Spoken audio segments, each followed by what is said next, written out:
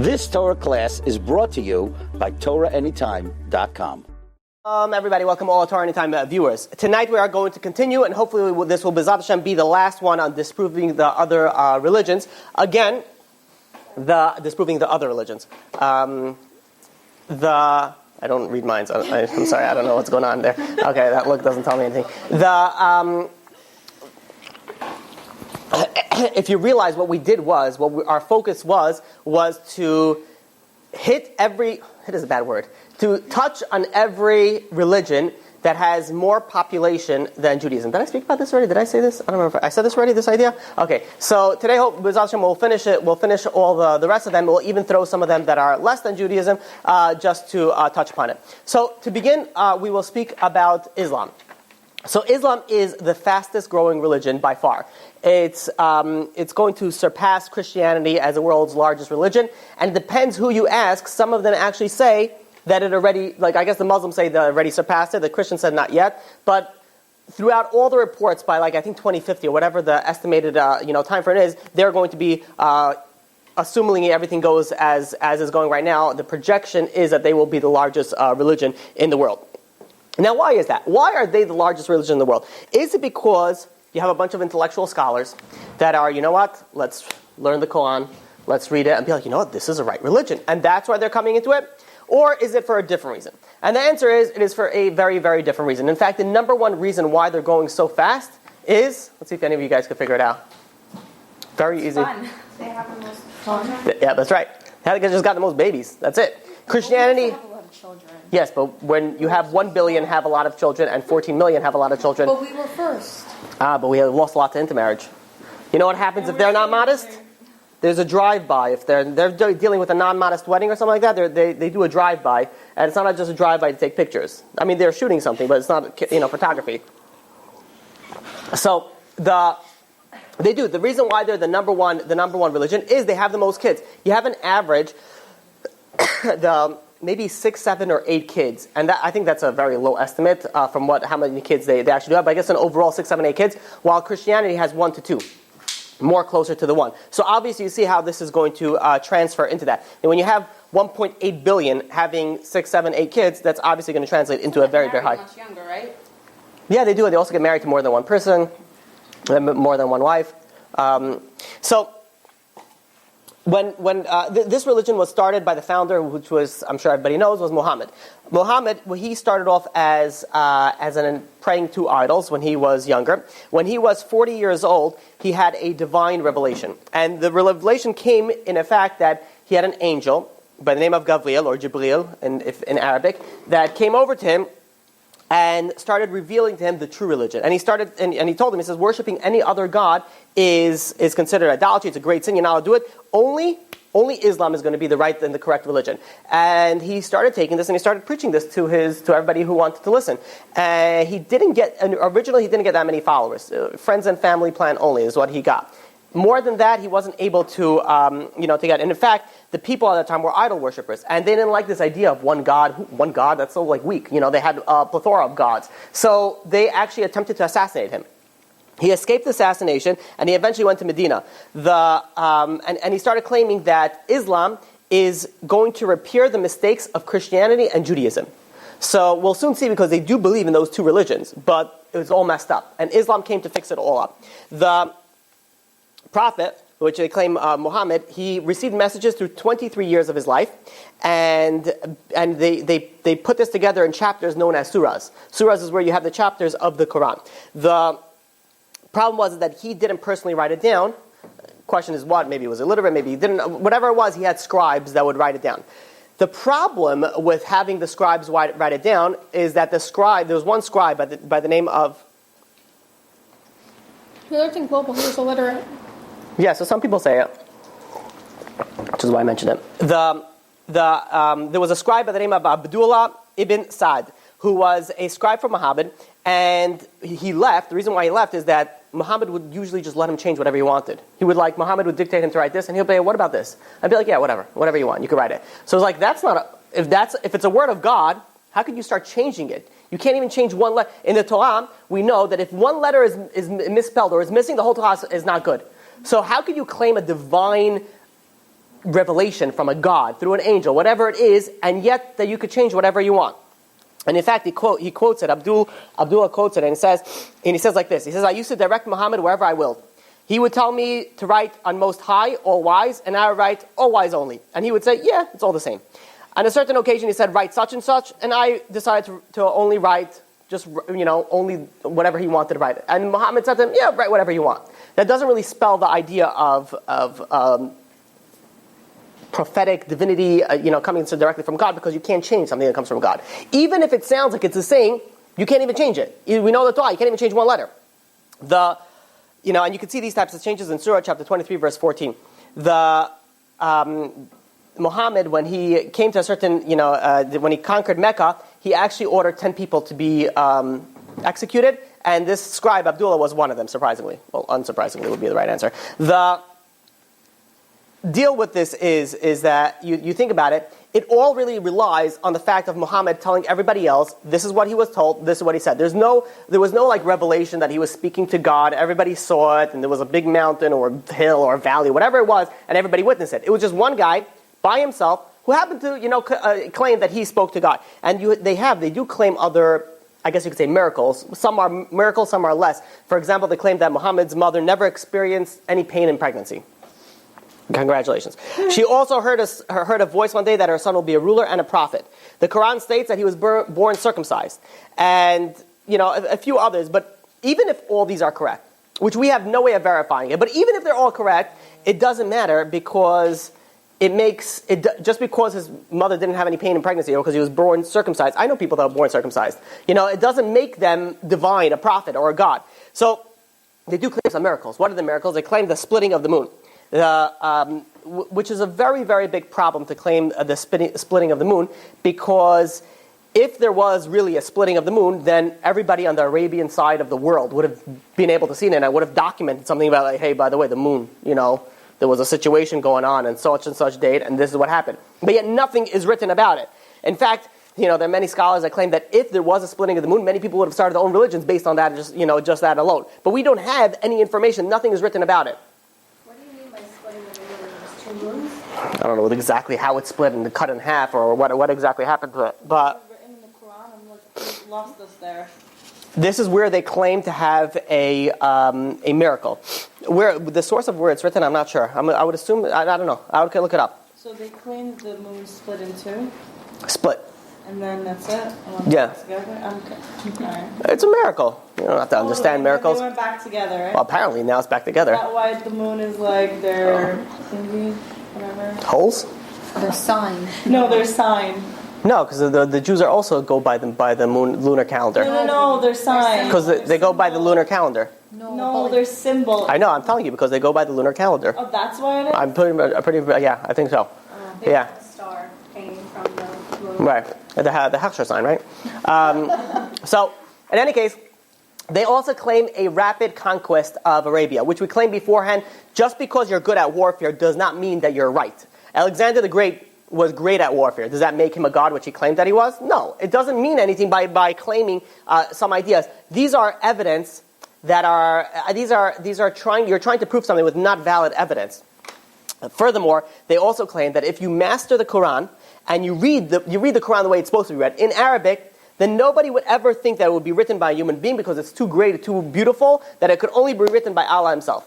Allah is what they refer to as God. So the problem with that is that there are millions and millions of Christians that are Arabs, and they read Islam, and they've read the Quran, and yet they are still Christians. You also have people that were the Jewish, even nowadays, the Jewish language that was spoken for a majority of time was Arabic. You even have this, a lot of Jews over here that come from certain areas, they speak Arabic. They speak Arabic, they read Arabic, they do everything in Arabic. Jews read the Quran in Arabic, other people read the Quran in Arabic, and no one was, blown away with it. But well, this is crazy, this must be the divine religion. Just by saying it's a poetic book, it's a nice book, doesn't mean anything, just means it was a good author. You look at the Harry Potter book. I don't know how poetic it is, but it's a very popular book. Do you think 50 years down the line someone's going to turn it into well, maybe, Americans will turn it into a religion. And we'll see what they're doing about now. So are many religions. But you think about it, just because it's a beautiful book, a well-written book, does not make it divine. It just means that maybe he was good at writing, or the people are good. Whatever it was that it put it together, it doesn't mean anything more than that. Putting all that aside, the Islamic religion happens to be, held more higher, I guess you could say, from the Jewish perspective than almost all the other religions and cults. Why? Because they actually preach true monotheism. They really believe in one God. They pray to one God. The same idea as the Jewish, as the Jewish belief. So we do hold it at a higher level than anything else. An example of where this would come to play is a church. You're not allowed to walk into a church. Now, I'll take pictures into a church, and I'll go into those type of churches because the churches are places of idolatry. The worship of Avodah Zarah. You're not allowed to go in there. Islam, on the other hand, has it's not Avodah Zarah. They actually go and they actually pray to one God. So there are many, I shouldn't say many, there are some commentaries that they go and they would explain, thank you, that you are allowed to walk into a mosque. You are allowed to go into it as opposed to anything else. And the reason for that is because they don't preach idolatry, they preach one and they pray to one God. One of the things that I find very, very problematic when I have a hard time understanding it is the whole idea where Israel, where they call Palestine, they believe that it's theirs.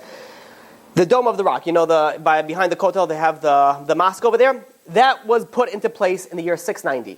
That was, the Jewish people had the land of Israel for a long time before that. A very, very long time before that. They came in afterwards. They put in their mosque over there. So what makes us the ones, this is hard for me to understand, what makes us the ones that are in a territory that doesn't belong to us? If anything, they're the ones that should not be there. I can't even begin to. We were here first. We have we have the Kotel. We have things that we can prove that we were there before them. So where can they begin to say that they were there before us? I really don't know how this even came to be. But again, when you're speaking logically, sometimes it doesn't always work. I think we might be thinking of before Hashem gave us Eretz Israel, it belonged to the Amori, Hitti, Erizi, Yebusi, Girgashi, all these nations. I didn't hear any Ishmaelite over there. But most of them were Arab people, so they think that it belonged to them before Hashem gave it to us. So we can always say, okay, come take it, fight for it. Well, we don't have to say that, because if they believe in the Torah, which they technically, we'll soon see how much they actually do, they technically do believe in the Torah, it says over there that God gave, Abraham, Yitzhak, and Yaakov, Eretz Israel. God gave it to them. But by war, right? We fought. We had the whole... Okay. But if they believe in the Torah, and the Torah says that it belongs to the Jews, then that's it. End of story.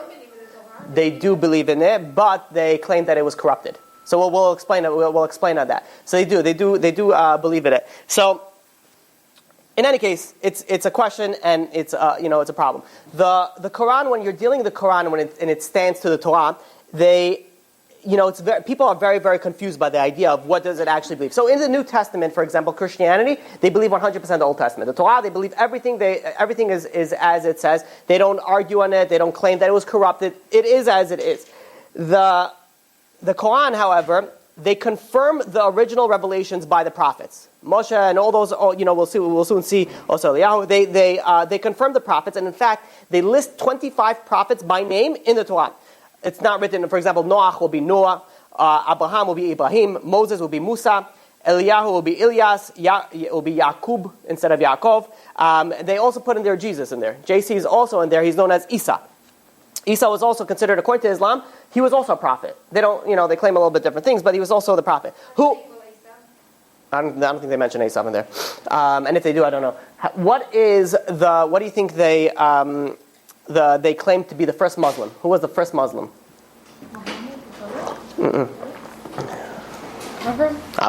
Ibrahim. They claim that he was the first Muslim with his son Ishmael, which made the first pilgrimage to Mecca. In any case, Musa, which is Moses, which was, according to them, not a Muslim, a Jew, was sent by God to the idolatrous nations of Egypt and revealed to them the Ten Commandments. This they do believe, that the Jews got the Ten Commandments. And in fact, Musa is mentioned in the Quran more than any other prophet. He's mentioned numerous times. They also have, when they mention JC, Isa ben Maryam, as a prophet, they claim him as a prophet, but they do not believe that he was a son of God. They believe that he was just a prophet. They also don't believe that he died on crucifixion. But they do mention him as a prophet. However, the so you're taking these ideas. They do claim that the Torah is true, but, and a very big but over here, they actually claim that the Jews misinterpreted, changed the entire Torah. And we'll soon see how we see that. We will go and prove that it's not possible, and we could easily prove that. But they did take a lot of things from the Torah. An example, they took that Jews pray every single day. Also, Islam prays Jews pray 3 times a day. Islam prays 5 times a day, right? We pray 5 times a day only on Yom Kippur. They said that's the best day. We're doing that every single day of the year. But they have, their prayer is obviously not all day. They're like 15 minutes, depending on the prayer, is shorter than that. The Jews fast on Yom Kippur. We fast on one day biblically. Now they're going to fast, the whole month of Ramadan. Yeah, I know. That's what someone told me. It's a good thing that you're giving a class now about it because it just started Ramadan. I'm like, I don't know why. I mean, I'm not. That's out though, so I don't know what to tell you. So, you have to understand, the reason that I'm giving these classes, I'm not looking to convert people from other religions. I'm not. That's not my purpose. My purpose here is for the Jewish people or anybody else who's seeking the truth and to understand how do we appreciate what our Torah is, how true it is. When we are going to go through all these religions and also cults, we're going to see how true the Torah is and how it makes it so much stronger. It validifies everything that it could possibly say on it. The Quran also speaks about people of the book. And the people who are the book were the Jews. And they actually say respect them, honor them. They say this in a few places. But what happened was when Muhammad went and he started preaching to the Jews, hey, look, similar religion, we're doing the same thing, praying to one God, right? We got the same thing going on over here. Come join our religion. They were like, we got the real thing. We don't need a knockoff. Thank you, but no thank you. And he was very upset. And then he waged war on them, to go and fight against them. And in fact, the Quran states that if by they referring to the Jews and the Christians, accept your faith, which is Islam, then they shall be rightly guided. If they reject it, they will surely be in a disaster.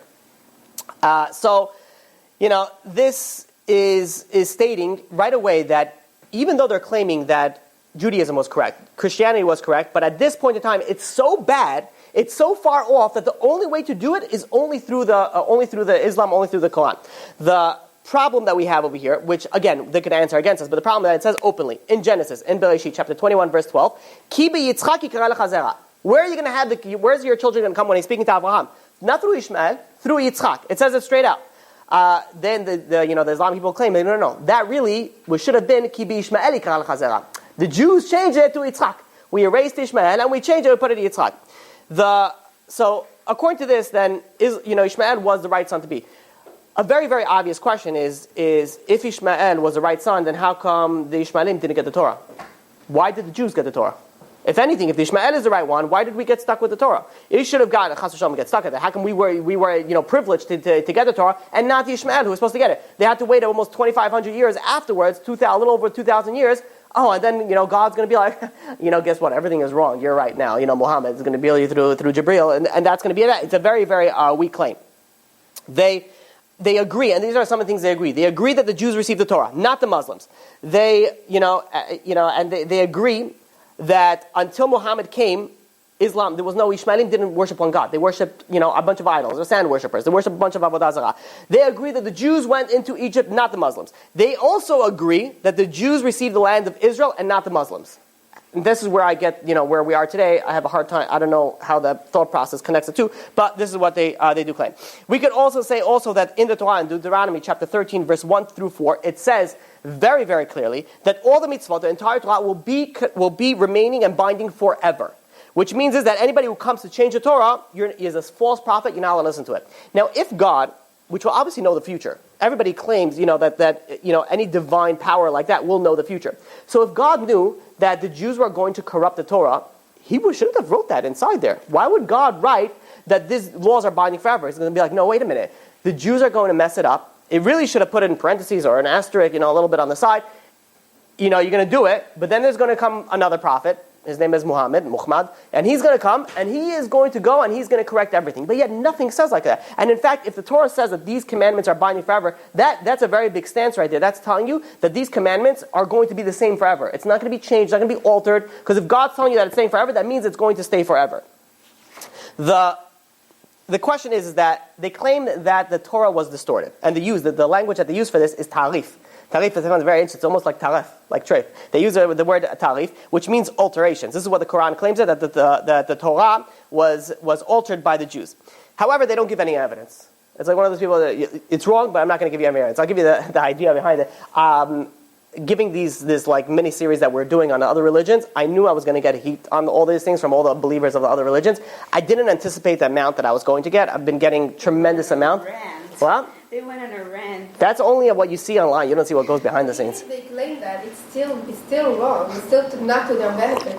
If they agree that we got the Torah on Sinai, so how can God give it to us and tell us that He has chosen Ishmael in the Torah? Exactly. Yeah. Doesn't make sense. No, it doesn't. But they claim they changed it. That's why. They have a very, we have to give it to them. They have a very, very strong claim that the Christians don't have. Because we could go to the Christians and say, listen, you believe in our Torah? Yes. It says in my Torah that I can prove you a thing wrong. We go to Ishmael. You believe in our Torah? You know? Peanut butter.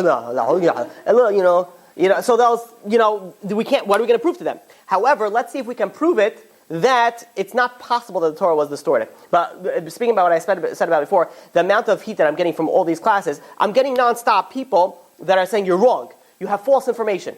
So I simply reply back, okay, please enlighten me. Right. Not one yet has given me an answer. Not one. And I have people, from whatever you see, they write verses. Like just quote verses. You should read it. Yeah, they just comment on the. There's some people I stopped even reading their stuff. I don't have time to read. You're gonna start quoting Isaiah 53. I mean, I read it before. Someone told me like you should read Isaiah 53. I'm like, I did. You should read Isaiah 52, 51, 49, and so on and so forth. The whole book is pretty good. Also, try just reading the not one chapter. Maybe you could understand what it's actually talking about. So the idea behind it is that they claim that I'm wrong. They claim no, you have wrong information. So I'm like, okay, prove it to me. Just tell me what I'm wrong. And I've mentioned this before. If I'm wrong in any of these classes, if I'm wrong to an extent that what I said, the proof that I said was wrong, I would gladly come online or whatever it is, and I'll say I was wrong in it and I'll change it. I'm opening it up for you to argue with it. But yet no one has ever, you don't understand, you don't have the divine, spirit in you, you don't have, all these things that don't mean anything. And in fact, for Christianity itself, you know why I'm so confident in these things? Because I have letters that a rabbi sent to the Vatican Church, and I have the correspondence, a back and forth.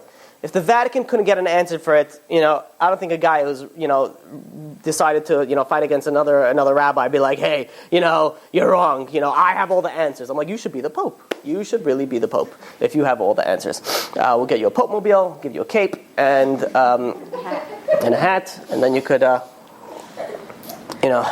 whatever. Okay, moving on. So, going back to the idea, so when you're trying to prove something wrong, it goes both ways. I could prove something, but then you have the right to prove me back. But if you're not able to prove me back, you're just saying that I'm wrong. That means it just validates everything that I said, that you don't have anything. Just by claiming I'm wrong, it's like like a little kid fight. Like no, you're a fatso. No, you're a fatso. Be like, okay, fine. Chazak, we'll everyone go in the separate ways. We're all fat, and that's it. We move on with our lives. It doesn't prove anything, one thing or another. So, when looking at the idea, was the Torah distorted?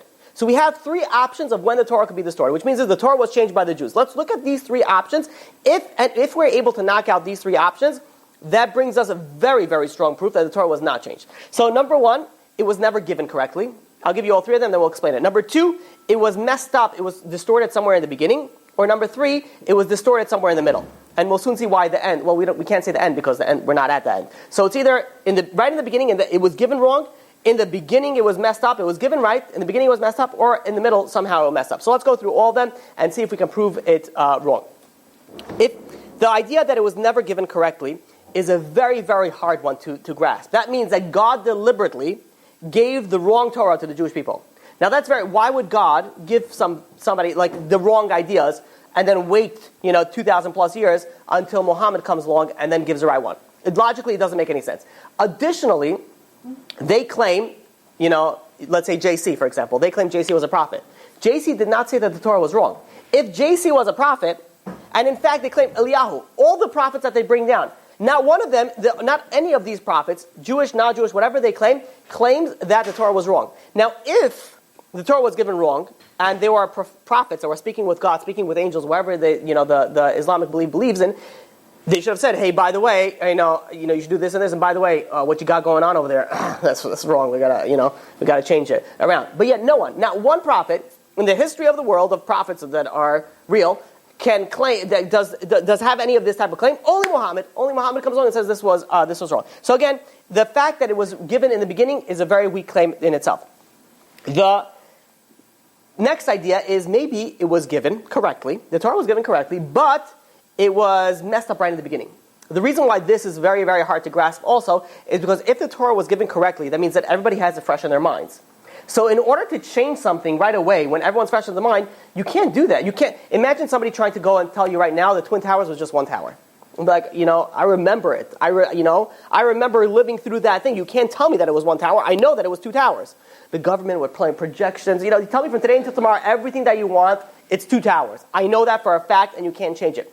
If the Torah was changed right at the beginning, the Jews heard the Torah. You can't be like, I know what I'm talking about. I was there. I saw the laws. I heard the laws. I wrote the laws. I have everything down. You can't claim that it's different. So in the beginning, also can't be. What about in the middle? In the middle is a good claim. 1,000 years go by, and the Torah was changed by then. The problem for that would be that if the Torah was changed in the middle, then we would see many different versions of the Torah. We wouldn't see one, because if one was changed, so then we would have some manuscripts of the old one, and we have one was changed a little bit different, the other one was changed a little bit different. Everything is changed a little bit different. So, if it was changed, we would see many versions of the Torah. Yet, we don't have many versions of the Torah. We have one version of the Torah, unlike the New Testament, unlike the Quran, which has numerous types of different versions of the Torah. So again, it cannot be that it was changed middle, because then we would have proof of that, of other versions that it was changed. So, and even furthermore, even if you want to bring in the Dead Sea Scrolls, which I want to speak about a different time, maybe I'll speak about it when we do Bible criticism, but if you want to bring in the Dead Sea Scrolls, which was, about 1,000 years before Muhammad came along, that did not that was more or less the same. So we have proof that the Torah stayed the same throughout the entire period of time. So now, in light of this evidence, Islam comes along and says, what? It's a good point. So it must be, when it was changed after Muhammad. After Muhammad, it was changed. And that's when the things was changed. The problem with that is that we have manuscripts before Muhammad, from after Muhammad, they're all the same. It's, Muhammad was 1,400 years ago. We have manuscripts that claim what it was before, and afterwards, everything stays exactly the same. We have hard evidence that the Torah is the same as it was always before.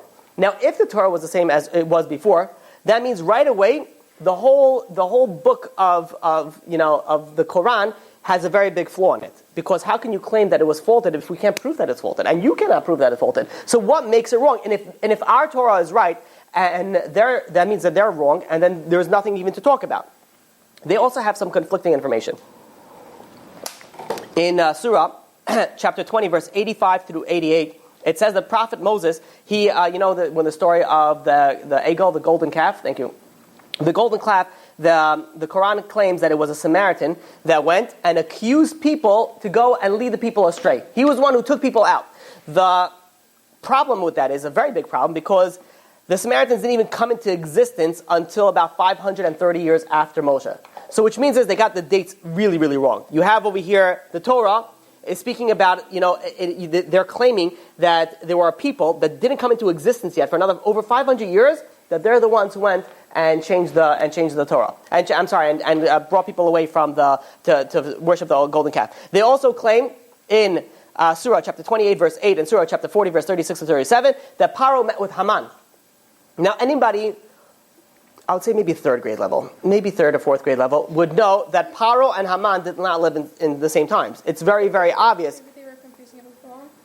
If they confuse people up, that's very likely. I'm sure they confuse people up, but that means that it's not divine. If you have such mistakes like that, then it's a very big problem. You're talking about over 1,000 years gap. How do they talk to each other? They actually met with him. Must mean that every king of Egypt is called Pharaoh. Not in the time of Haman. Until today, they might be called Pharaoh. Until today? Yeah, like it's their. No, they don't call it. It was president. Blah blah blah blah blah. I don't know. So the Muslim, you know what they claim? They claim that no, really. They don't claim that it was another Paro. They claim that we changed it. Haman was really in the time of Paro. We just changed it all up. And the Rambam just answers this back. This story of Purim happened then.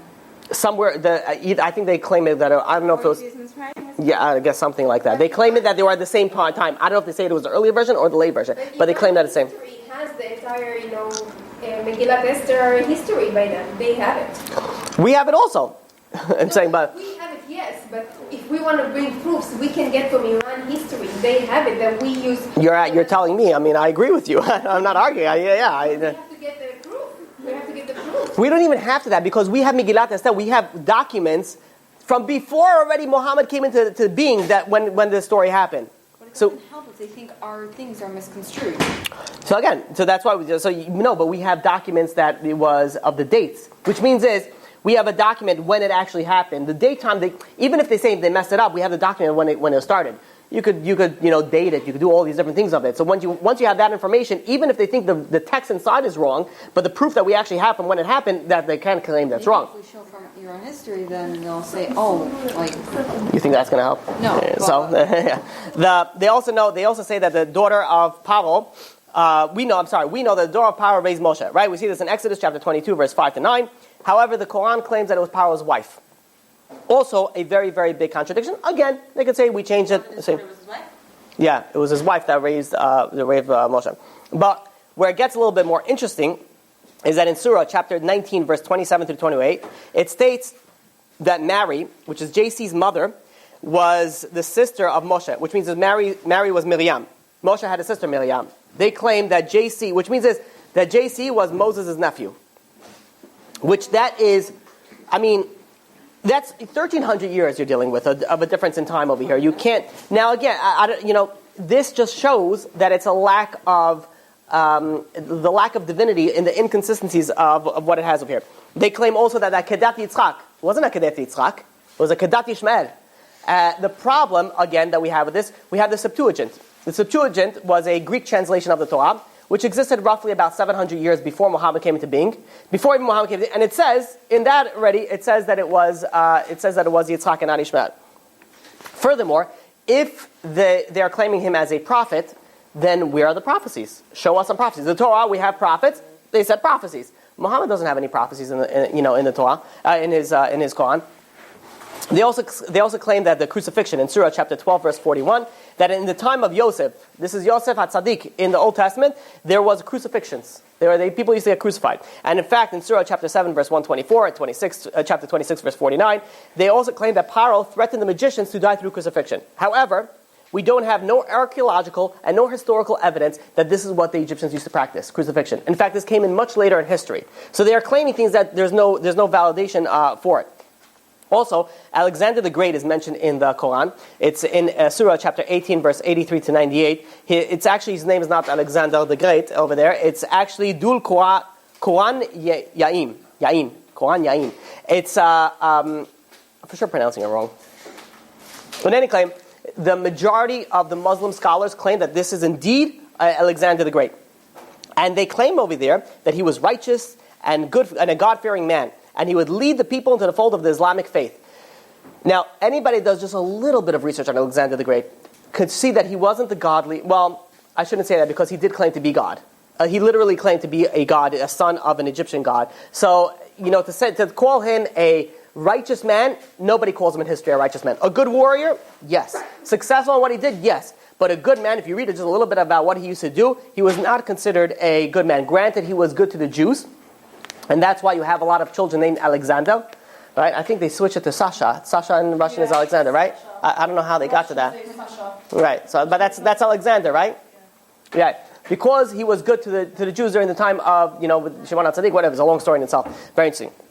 The Quran also says that in Surah chapter 13 verse 3, chapter 15 verse 19, chapter 50 verse 7, and a few more, that the earth is flat. It was a flat earth.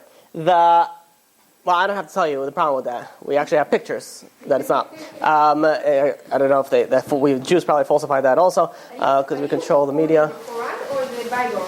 The Quran. In Surah, chapter 18, verse 86, says that the sun settles in a muddy spring. Like it literally goes into a muddy spring.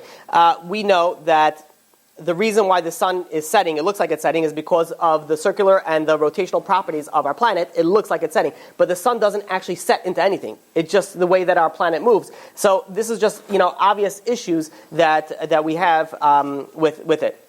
But all in all, you look at it, it's, even if you take all that aside, you have one person claiming divine prophecy against a national revelation of the Jewish people. And there's no even sufficient evidence to say that. They do claim something very interesting, that in Shir HaShirim, it says Muhammad inside over there. They claim over there, in Shir HaShirim, chapter 5, verse 16, it says this. It says, Chiku mamtakim v'chulo machmadim zedodi v'zerei b'not Yerushalayim. Machmadim, they claim, Muhammad, machmadim. The problem with that, let me translate what that means. That means his palate is sweet, and he is altogether desirable. Machmadim means desirable, lovely, cute, desirable, machmadim. This is my beloved, and this is my friend, O daughters of Yerushalayim. Now, machmadim is plural form of mahmad, mahmid. If we would translate it, let me translate the way the Muslims will translate it for you. It would say this: his mouth is most sweet, and he is altogether Muhammad's. This is my beloved, and this is my friend, O daughters of Jerusalem. This is my Muhammad's. It doesn't even make sense. I mean, you can't even, Mahmadim is plural of, I don't know. It doesn't make any sense to me. Anyways, realizing the idea behind it. All that being said, with all that stuff, that we can prove that it's not a divine religion, we still really much, appreciate the fact that they actually go and serve one God. Because we are supposed to be a light into the nation. They're actually serving one God. Taking away, the jihadist and ideology, which again, the mentality that you got to kill everybody who doesn't believe in you, is a very big problem, obviously. But if you take that away, they're not saying there's plenty of good Muslims out in the world. There are plenty of people that they follow the Islam thing, and it's questionable. I didn't look into this, but I'm wondering, and there will be different questions depending on how they see, Muhammad. There's different variances on what we'll do. But it's possible that what they're doing actually represents like Sheva Mitzvahs B'nai Noach, what they're doing. Again, not the murdering part, because that obviously just knocks it all out. But everything else that might actually, sort of, there's a few issues that we would have to deal with, but that comes closer than almost any other religion or cult. And that's why, the Jews and the Islam, we do get along in ideology more than any other of the religions and the cults. So, what I want to move on from this is there was a sort of a break-off from Islam. And again, we don't have to, once we refute or disprove or show problems with a mother religion, we don't have to go and speak about the daughter religions, because once you got that, you can move on to the next. But I will touch upon this very briefly. The Bahai religion has millions of followers. The Quran teaches that Allah has 99 names. And the Bahai faith, which was rooted in Islam, teaches that the Baha, the glory, which means the glory, is a special 100th hidden name of God.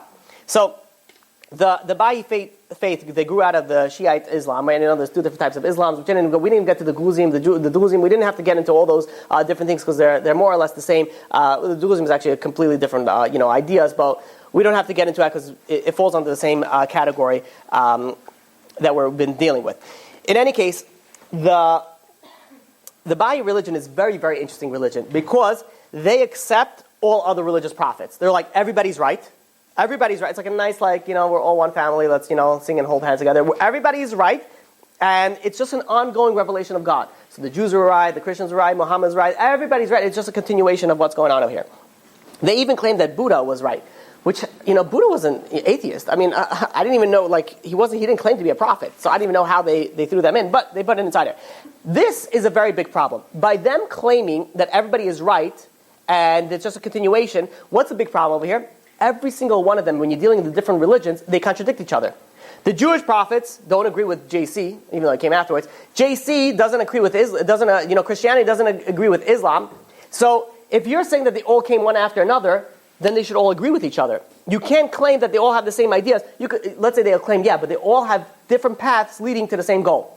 They don't. They really don't have the same paths, and they're not leading to the same goals. If you go to a Christian and say, "If I'm going to be a good practice Islam really well, am I going to go to heaven?" No. You go to Islamic person says, "If I'm going to be a good Christian or a good Jew, am I going to go to heaven?" No. That's not one path, different paths leading to the same direction. It says, "My path or the highway," and this is what their prophets told them. So by you claiming that everybody's right is just showing the lack of research that you did, or just understanding of what it means to agree to everybody else. Even if you want to claim only elements of what they said was correct, it's still problematic because their fundamental beliefs of what they prophesied about would be inherently wrong. So the idea, the way that it started, this is a pretty recent religion. It started in 1844. There was a person by the name of Ali Muhammad of Shiraz. He was a 24-year-old Persian merchant, and he proclaimed there's going to be an imminent appearance of a new messenger from God. And he's going to go, and he's going to be known as the hidden Imam. It's going to be a messianic figure in the Shia Islam, and he's going to call himself the Bab, which is the gateway. And he's going to put in a whole new, ideas into era of peace and tranquility and so on and so forth. He was executed by a firing squad shortly after that. For obviously the Muslims were not going for that. They were like, no, this is not going to happen. And 6 short years later, he was executed by a firing squad. Then there was a guy who called himself Baha'u'llah, which is known as the translation as the glory of God. He was a follower of this Bab, and in 1852, 2 years after he was killed, his teacher, if you guys you call him, this guy, the follower, was arrested, and he was in jail. While he was in jail, he realized that all along he was the Messianic prophet. Go figure. It was him all along. And during then, he started to preach it out, and that's when he started getting a lot of followers, and they were also put into prison, and then they started the Bahai faith. They have some that's why in 1863 is when it officially became the Bahai faith. Bahai means the followers of glory. They claim very interesting things. First of all, they claim that the universe has no beginning and has no end, always existed. This is a outright disagreement with science, because science claims the Big Bang. The Big Bang means that it had to have a beginning, the Torah and everything, which is also a problem if you believe in the old prophets that told you that Bereshit bara Elokim, right in the beginning, God created the heavens and the earth. If God created the heavens and the earth, how can you say that there was always a beginning? So you take some of their information, you don't take all of their information. Regardless of whatever way you're looking at it, it's wrong, even if you just deal with it from a scientific perspective. They also claim that you cannot achieve personal salvation on their own. You have to rely on the teachings of Baha'u'llah, and that's the only way to get to heaven. They also, and this is something very important, whenever I do research on a different religion, there's a few aspects that I look at. I look at the founder, the founding date, some information about them, get a little bit of information. Also their texts. The texts are very important, what they claim. Besides that, it's very common when you read any of these books that claim of comparative religion, they always state one same idea across the board. What do they believe in the afterlife? It's very important because one of the main things that of a religious belief is what happens in the afterlife. The Bahai faith does not have the afterlife well defined. Doesn't even, the founders itself didn't even teach about the existence of heaven or Gehenna or hell. So, again, this brings a very, very weak, substance to what you're saying. But even if we take all that away, at the end of the day, it was one guy who had a vision. There was another guy who came after him that grabbed that vision and ran with it. And then he came. But how can you prove that it's right? You can't. You want to believe him, you have to believe one dude. And one dude. Maybe he was bipolar. Maybe he wasn't. I don't know. I'm not saying that he was, mentally ill. He could have been, completely there. But how do you know? How do you know when you're believing in one person? In one person you're believing in, you're putting in all your eggs in one basket. You're saying this must be true. How do you know? And that's why the way that Judaism started was not by one person, because if Moshe just would have came to that guy, I just spoke to God, and that's what he told him. No, the entire Jewish nation they heard God. They heard, it's crazy. Har Sinai, this is what we're coming on. They heard it, they saw, they died from it. It's a national revelation. If anybody wants to claim that after the Jewish nation, another religion came and tried to change it, then just like God did a national revelation the first time around, he could have done it the second time around. Why didn't he? He should have had. If Islam was correct, if Christianity was correct, JC should have been around, thousands of people, hundreds of thousands of people, just like the first one says, hey, listen, God, this is God, you're God speaking, Jews are messed up, I'm etch-a-sketching them, you're the new chosen people. And then so on and so forth. Why didn't he? If this would be the right, why only one man? It makes absolutely no sense when you think about it. Why? It makes and yet you have people that go and they continue and they believe in this idea. I want to speak with the last short while that we have is about some cults. Anybody here ever heard of Heaven's Gate? I do a lot of research, right? Good. Yeah. Oh yeah. Marshall Applewhite, right? Yeah, Marshall Applewhite. He did speak about it. He brought it in a different idea. Okay, so Heaven's Gate, for everyone's not familiar, there was a guy by the name of Marshall Applewhite. Fairly recently, this cult ended very, very abruptly in 1997. You'll soon see why. But he claimed like this, that he was an alien. Bear with me. He was an alien that he went into Jesus' body back when Jesus was around. And then again, in 1970s, he came into his current body, Marshall Applewhite. So he's like, an alien Jesus situation coming back over here. And he gave a prophecy. And the prophecy is that there's a spaceship. There's a spaceship that's going to be traveling, and it's going to be on the tail of the Halley-Bopp comet. And if you want to this is the Heaven's Gate. If you want to get to heaven, you have to catch a ride on that spaceship. And if you catch a ride in the spaceship, then you're going to go in. So in March, I believe it was March 23rd, 1997, 21 women and 18 men voluntarily committed suicide to go and get onto this, Heaven's Gate, this UFO. What he did was he combined elements of Christianity and UFOs, I guess, and he put them together and he created his own thing. And by the way, these people weren't like these homeless people that he found on the street, that were collecting charity. Be like, hey, I'll give you a warm meal. You want to believe my religion? And, between them speaking of themselves, they'll be like, yeah, sure, I'll join your religion. You want to join mine too? I'm the Messiah, Like, yeah, it wasn't those type of people. These were professionals. People left their families to join him. People left it's unbelievable of what the... He was, I don't know, maybe he was a smooth talker. I don't know what it is. There must, you're right, there must have been something that he was able to get. So, it wasn't millions of people. It wasn't even thousands of people. But to get these type of people... Hitler didn't tell people to commit suicide so he could get on a spaceship. Right. It's the same idea. It's the same idea, but to kill other people. Killing other people, he convince anybody very easily. Islamic is very easy. Kill other people, not a problem. The Germans, they would kill all the Jews, but you tell a German you're going to you'll kill 500,000 Jews, but you're going to have to die in it. No, thank you. Give me my schnitzel, and go away. They're not what? So and not only that, they also have to wear black shirts, black pants. They had to wear some sort of Nike sneakers as well. They all had to, and what they did is that they took a lethal mixture of phenobarbital and vodka. Then they laid down to die. They also, just in case, they secured a plastic bag around their heads to make sure that if they don't die that way, that through asphyxiation, they will die as well. When they found them, and this happened in California, if I'm not mistaken, I think it happened in California. When they found them, each one of them had a $5 bill and 3/4 in their pockets. The $5 bill was to cover, obviously the fines that they have to pay when they get there, and they had the quarters to make phone calls. So he was able to convince them to such an extent that they were willing to commit suicide, know that they're going to need currency in the next world. They're going to be payphones in there because quarters for the payphones, and they're going to be able to dial back over here. Now, when you're looking at something like this, if one person can convince that, then what is to say what people can convince when you're believing in one person? When you believe in one person, there's only, obviously this is you can't even compare this to anything else. These people who have committed suicide. But this is going to lead me to a next, and the final religion I want to speak about tonight is Scientology. Scientology is probably one of the most controversial religions nowadays. In fact, there are many countries that don't want to claim that they're a religion. But there are many countries that do claim them to be a religion. It was created in the 1950s by a person by the name of Ron Hubbard. Ron Hubbard, he wrote a self-help book, was pretty successful. He's like, you know what? Let's make a religion out of it. And he just went and he took it and he made it into a religion. He created Scientology out of it. Now, what I'm about to share with you is very, very top secret information. And in fact, in order to get this information, you have to be in part of the Scientology, cult, and pay close to $100,000 just to get to what I'm teaching you. This is one of the highest level. The way that it works, just so that you understand, is that you come over there. You ever see these people? They go on, they're in the trains and be like, "Hey, you stressed? You got some stuff? Hold these metal poles, and I'm going to ask you some questions." You ever see that? And then they have a thingy. You never seen this thing? No one ever seen it? All right. So they go and it's called an audit. They audit you and see what's going on, inside you. Then they bring you into the church. In order to go into the church, it sounds very similar to a college. You have to take a course. Once you take a course, you obviously pay for it, a few $1,000s. Then you go into the next course. And then once you pass that course, you go into the next course, the next course, the next course. Every course you pay more and more money. The higher you get, the more free that you'll be, the spiritually free that you can be. When you get to a very, very high level course, which is what I'm going to share with you right now, I'm going to charge you all. Okay. So, this information has been leaked on the internet already for a while. So this is the story of Xinyu.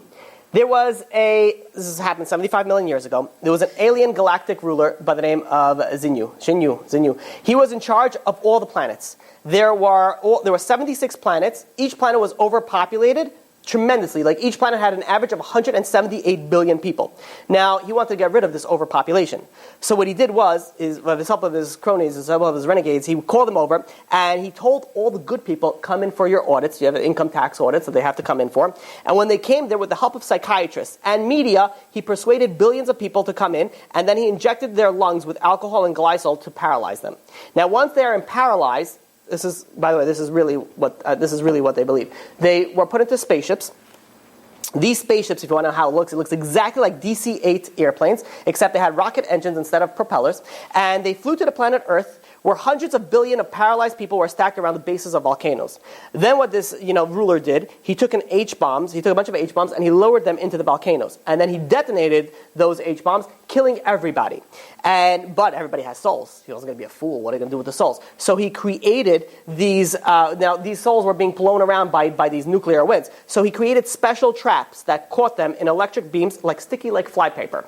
By the way, these things I'm quoting. Then they had these force fields that were packaged these souls into clusters. By the way, this all took place in Hawaii. It sounds like Ghostbusters. And they packaged all these souls into clusters, and then they put them in these huge cinemas, huge movie theaters, and brainwashed them.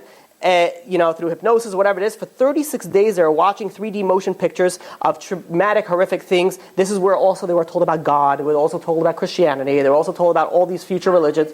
How long ago was this? 75 million years ago. They had this kind of media? Nice. Yeah. Well, they have spaceships, Yeah. So they claim that today everybody on Earth is possessed. What happened was that after these souls broke free from their, traumatic experience, they were floating around. There were a few bodies that were still around. So all the souls sort of inhabited those bodies. They, possessed those bodies. And they claim that everybody here today on Earth is possessed by clusters of soul. They call them the body thetans. That in order to become spiritually free, you have to come to our thing and you have to pay us some money, and we'll teach you how to get rid of all these souls. So all these things. So Ron Hubbard was quoted by a publisher, and I'm quoting this: writing is too much of a struggle. The way to really make money is to start your own religion. And hence Scientology came into being. The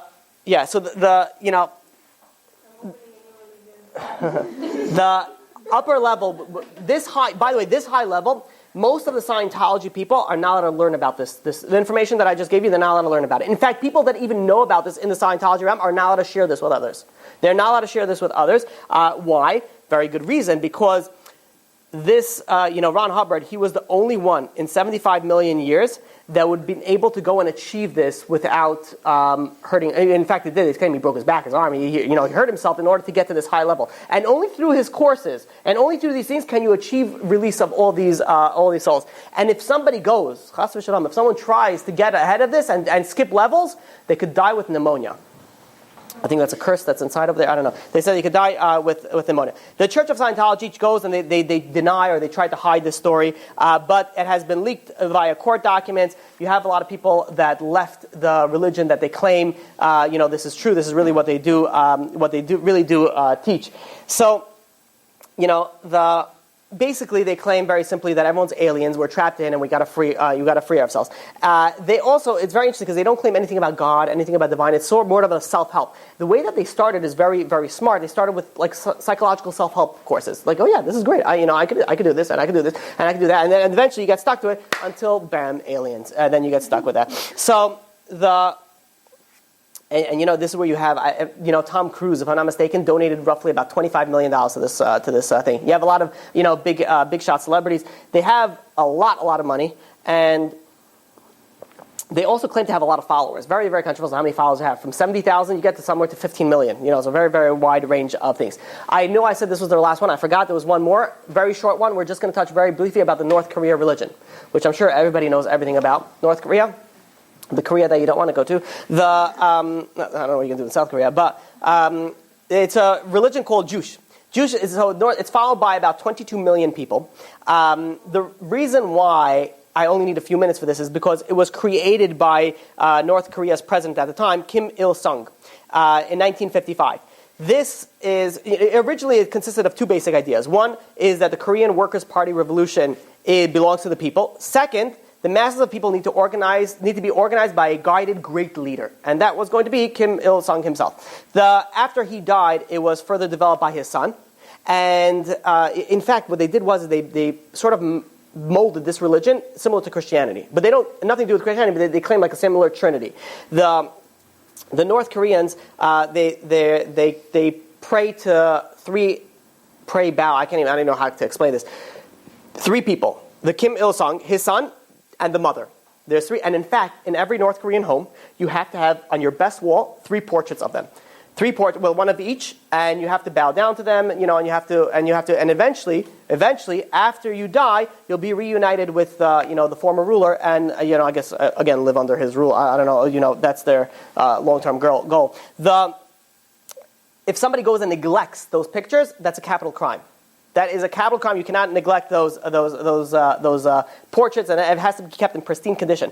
The problem that I don't even think I have to disprove this. I mean, this is just, if you think about it, as a dictator, there's a reason why all dictators wanted to be God, because you don't mess with gods. They wanted to keep up on the rules, so you go and bow down to the God, you got to listen to it. No matter what he says, you have to listen. Very smart thing. But there's like nothing even to speak about, like, did he prove that he was God? No, even divine revelation. Nothing. In fact, some of them consider themselves atheists. They don't believe in God. They believe, whatever, this is God, whatever it is, they be reunited, but it claims absolutely nothing. 22 million people. Now, granted, it's North Korea, so I don't know how many people actually are wanting to do that, or they just want to, make sure they don't die, and that's why they're following it. But all boils down to, you have all these religions. Some of them are just cults that are very easily proven to be cults. But everything else that even you can say even has a possibility of truth in it, we were easily able to disprove it, and you didn't even have to go. Some of them you had to go a little bit deeper than others, but they're all very, very easily disproven. But there's one thing that you have common in all and every single one of these religions and cults, is that they all started with one person. There is some, I don't know if I'll have a chance to bring about it, that they claim, no, we had a divine revelation. And they say, oh yeah, so what happened to this divine revelation? Be like, well, they all died, but one person had a prophecy from God that these people had a divine revelation. So basically what they're claiming is, there was a group of people that had a divine revelation, they all died, then God went to another single prophet and told them about the divine revelation. That doesn't prove anything. That you're just, massive stories. There's no way to check that. One religion stands out from everything else, and that is Judaism. Any questions? Yeah. I know that the Torah talks about Jesus in the Torah Shabbat. Yeah, the Bahai. Yeah. Excuse me, Bahai. Yeah. It talks about Jesus before he created the whole Christianity. He was actually a Jew, the student of Rabbi Yeshua ben Pachia, and the whole story. How is that? But does the Torah speak about Muhammad at all? Muhammad came after already the Gemara was put into place. In fact, Muhammad, the Quran actually takes part of the old Torah. Takes some of the Midrashim, takes some of the Mishnayot. The Gemara was already sealed before even Muhammad came into being. So the only people that you speak about it, you have maybe the Rambam that speak about it afterwards, but the Gemara and the Mishnah, that he came afterwards. There's nothing even to talk about. Okay, another question. Why so? Okay, I understand that it's possible that Muhammad was some illiterate person with a lot of luck, who was able to gather a lot of people to follow him. But today it's like, I think 3/4 of the world that follows this divinity. And you're talking about very educated people. It's not a couple of people or a million of people. It's like an entire, it's more than half of the world that follows that stupid religion that has absolutely no support from anywhere. Right. So you ask an excellent question. So it's not only that, it's also, you could also say Christianity. That happens about a third, even less. It's about 7 billion people. You get 2 billion for, let's say, for rounded off, up or down for Islam, and 2 billion for Christianity. How come they follow it? Christianity can somehow make sense. What they claim is that God chose the Jewish nation, yes, he did, but then they sinned so much that he changed his mind and he exchanged them for the Christians, and therefore there's the New Testament. Okay, so somehow you can think, okay, whatever, let them think whatever they want to think. What's the difference with Islam then? Because Islam does not say that there was God, that there was Moses and Hashem gave them Moses the... No, they do. They do claim that they gave Moses the Torah. They do? Yeah. Mm-hmm. Okay, the 10 Commandments were given to Musa. Okay, but then they say completely. Okay, so this is he gave them whatever he gave them, but really God chose us, and everything that he gave them now belongs to us, right? So this is completely has no support. Yeah, but I thought, even regardless, I'll answer the same question that I can answer for that. The reason why majority of people follow it follow any religion is not because they did research and they found out to be the right religion.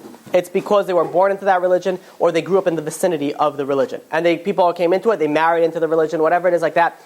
Very, very few people go and they search and they say, you know what, Christianity is right, Islam is right. Very few, but there are some people that do that. I'll tell you where the big problem is that when a lot of people go and they research Judaism, somehow they come to Reform. And in fact, I know many, many people, when they go and they convert first to Judaism, they convert through Reform. And then they realize, they got ditched, they got messed over, and they have to go and they go through Orthodox. But, now it's actually getting a lot different. The reason why nowadays is very, very different is because now the Torah is becoming available in the online world.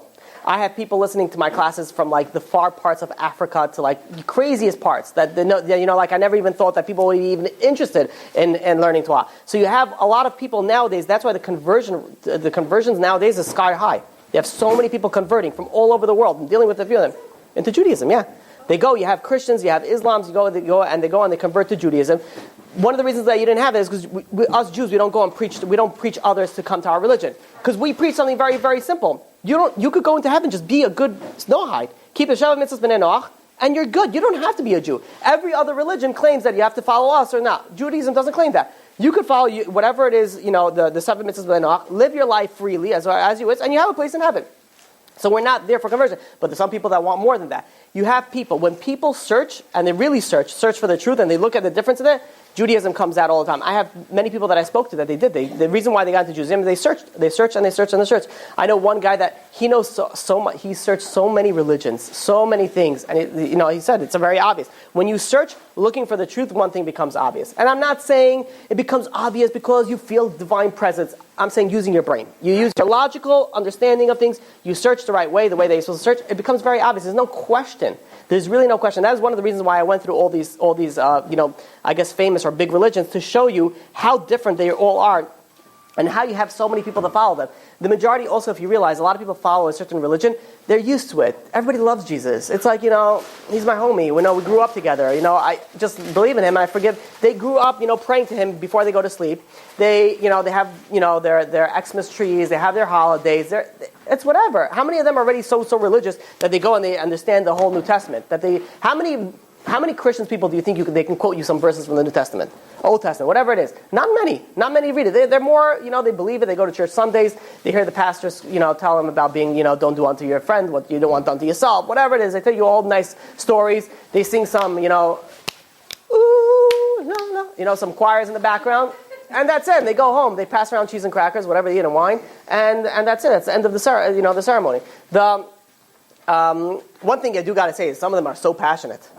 They're so passionate. They sweat and they're like, do you believe in Jesus? Do you want to believe in the afterlife? And it's like, oh yeah, and they go into it and they're so into it like that. We really need to learn from them. You don't see people going like that and, do you believe in Moshe? Do you believe in the Torah? Yeah, I guess so. But it is, but look at you see the passion that some of them go through with this. It's so unfortunate that it's idolatry. It's really unfortunate. It's such a shame. I was thinking about that. Like, look how unfortunate it is that some of them, they really want to do good. They really want to do what's right. And they try so hard. They really do. And some of them are really good people. That's a good question. I don't know what's going to be. And why does Judaism give, not only Judaism, why does the world in general, whoever looks at the Muslim, at the Quran, it makes no sense whatsoever in every aspect of it, no support to it, and we give it so much attention. They don't deserve that attention. That gives them, we empower them by giving them attention. What do you mean attention? Like talking about their religion even. It's not even worth it. It's so stupid.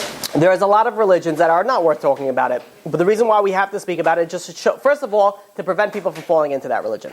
Because some of them will go and they... How? Are they falling into that? It's so stupid. Because if you're a good talker, if you know how to write well, it's very easy to convince anyone of anything. Most people could be are pretty, I don't say very gullible, but pretty gullible. If you present it the right way, it's a salesman. If you know how to sell something, you could sell someone something he doesn't need. You could sell someone thinking this is what he really needs. So they're able to go and convince him it's a beautiful religion, and it's that, and maybe you could even say that it is, taking away all the murdering, all the 160 plus verses that they speak about jihad and murdering other, innocent people. Take all that away. Maybe it is, a good religion. You can think about it, but truth is not. That's one thing. That's one thing is for sure. But again, which is very interesting, that out of all the religions, it's closest as you get to monotheism. It's closest when you get to believing in one God, and as Jews, we respect. We do respect that. We don't respect you trying to murder everybody, but what? Muhammad was very smart. He put a little bit of the truth inside. Mm-hmm. That's how you know how to tell a lie. In order to tell a lie, you have to say a little bit of truth. So maybe, that's why he drew people in. But the majority of the way that they got it is that they conquered. They conquered a lot of territory, and they said the new religion is Islam. And they were like, no. They'd be like, execution tomorrow. Yeah, where do we baptize for Islam? What do we got to do? Islam. What do you want to just in burqas? Let's do it. Of course. What are you going to murder, death, or be Islamic? And that's what they did. Unfortunately. I have a friend who actually became Jewish. She used to love. She was Muslim. Then she was an atheist, and then she decided to go for history and science. She loved history and science. While she was an atheist, she used to love history and science. Mm-hmm. And then after being a Muslim, she became atheist, and then she became Jewish. She said that she sat with the science books, the history books, Quran, and the Torah, and she compared things, and she saw clearly, black on top of white, that Muslim has no support, not from history, not from science, and not from nowhere. So I was wondering, why can't one of those people who actually converted from Islam get up and speak? They do speak. There are a lot of people that speak up against it. They get a lot of death threats. They don't, it's not so easy, to deal with, that type of population. They get very, very over. Put it this way: if they think about how good they are in convincing people, the Islamic people. Yeah, I give them credit for this. They're able to convince people, if you murder yourself, as long as you kill somebody else, you're going to heaven. Now, why would anybody believe in that? Why would anybody believe a good God, a divine God, would want you to murder other people? Murder other people, and when women, children, innocent, doesn't matter. Murder as much as you can. Jews even better, and that's when that's how you're going to get to heaven. But yet they're able to go and convince people of that. So you see, the power of persuasion is very, very great. And it's not a credit that I would like to give them, but they're able to convince that, and that's pretty impressive. It's terrible, don't get me wrong, it's terrible what they do, but the fact that they're able to do that just shows how much they're able to persuade people. People are very easily persuaded. Just look at the media. We all have to have nice clothes. We all have to drive nice cars. Why is the lease only 3 years of a car? Why do you have to get a new phone every year, 2 years? You don't. It works perfectly fine. But media does a good job. We're very, very impressionable. This is why the Judaism wants to keep it's more better to keep the media out. That this way you're able to focus on the right thing, because the media is all any of these types of ideas. You could think of it as a light brainwashing type of an idea. Like what do people tell you? Say you need this product. I don't need this product. You do need this product. I really don't think I need this product. And a few years later, you have an iPad in every room in the house. Why? You need to have a TV in every single room in your house. I've been to houses in the bathrooms they have a TV in every single room. I'm like, this is crazy. I'm like, what are you going to admit? Living room, dining room, kitchen, every sofa room. It was a very nice house. And a bunch of different, every single room that I went to, I was like, it was unbelievable. I'm like, are you afraid of missing something? And, is this how much do you need a TV in the kitchen for? It boggles my, you're cooking, so you need to be, maybe where they cut them. So I don't know, it doesn't make any sense to me. I don't know. We have to get so distracted. You realize we can't even be with our own thoughts. You realize, how often do you think about yourself, about your life, introspection, he'd bother do it if you want to call it. How often do you walk by yourself and you say, how was my day? What did I do right? What did I do wrong? What can I improve? What can I... No. The second that you're there, either you're daydreaming, right? I know men and women daydream of different things. Men are usually, winning, $1 billion, or they're fighting crime, whatever it is that they're doing. I'm assuming shopping would be, right? I don't know.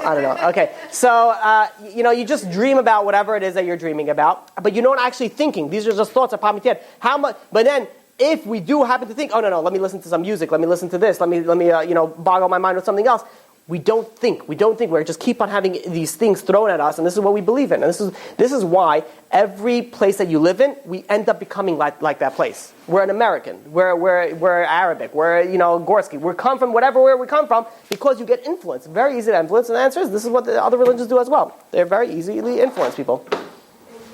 Any other question? Yeah, you said that they were trying to claim that someone was circumcised. That's why he was so great. Okay. But does that happen nowadays? I thought it doesn't happen. Yeah, I know people that were born circumcised. But I thought it doesn't happen anymore because that's a sign of a really great person. Well, let's hope so. I mean, I don't know. Was he that great? The guy that I know? I know a few people. Yeah, good, nice guys. Good guys. I don't know. I don't know. I thought it happened to leaders. No, it happened to, you still have people that happen nowadays. They still need to believe me now. They still need everything like that. But no, it doesn't. Even back then, it doesn't mean that you're going to be a leader. It doesn't mean that you're a... But when it happened, it was Moshe. It was something, it's still out of the ordinary.